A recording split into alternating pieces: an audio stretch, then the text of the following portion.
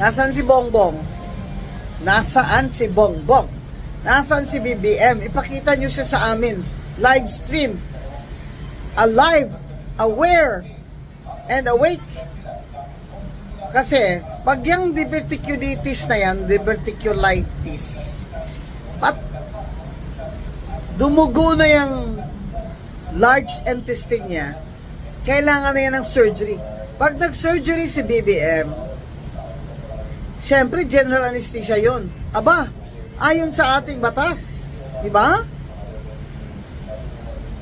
Temporarily incapacitated siya. And if he's temporarily incapacitated, the Vice President assumes office, hindi ba? Pwede ba yun? Habang siya ay nasa operating table at unconscious siya, ay cabinet pa rin ang acting? Hindi naman pwedeng ganun. Kasi may konstitusyon naman po tayo. Eh kung mamatay siya dyan sa operating table, pag unconscious siya dahil naka-under anesthesia siya, he is temporarily incapacitated and the Vice President must assume office.